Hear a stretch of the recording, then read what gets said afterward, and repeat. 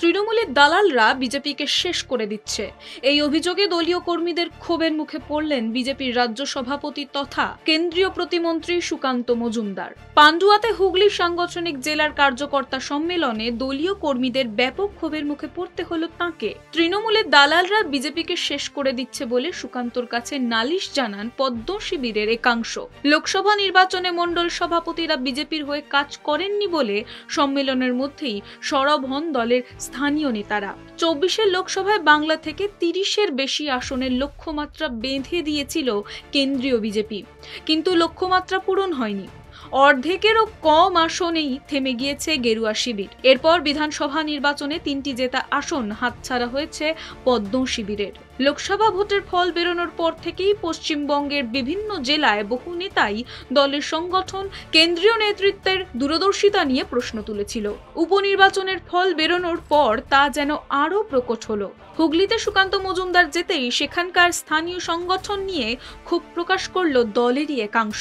রীতিমতো বিক্ষোভের মুখে পড়লেন সুকান্ত। কর্মী সম্মেলনে সুকান্ত মজুমদারের কাছে দলের মণ্ডল সভাপতিদের বিরুদ্ধে সরাসরি নালিশ জানালেন স্থানীয় বিজেপি নেতাকর্মীরা। বিক্ষুব্ধরা অভিযোগ তোলেন তৃণমূলের দালালরা দলে ঢুকে বিজেপিকে শেষ করে দিচ্ছে। হুগলির পান্ডুয়ায় বিজেপি রাজ্য সভাপতির সামনেই প্রকাশ্যে এই দলীয় কোন্দলের পরেই বিজেপির রাজনৈতিক অবস্থান নিয়ে আবারও প্রশ্ন উঠেছে। অন্যদিকে অন্তর্দ্বন্দ্বে শেষ হবে গেরুয়া শিবির, কটাক্ষ করেছে তৃণমূল। 2026 সাল পর্যন্ত বিজেপি থাকবে কি না তা নিয়েও সন্দেহ প্রকাশ করেছে রাজ্যের শাসক দল। অন্যদিকে আবার ভোটে জিততে গেলে সংগঠন মজবুত করাই একমাত্র রাস্তা। ইডি সিবিআই দেখিয়ে বা কেন্দ্রীয় বাহিনী দিয়ে ভোটে জেতা যাবে না।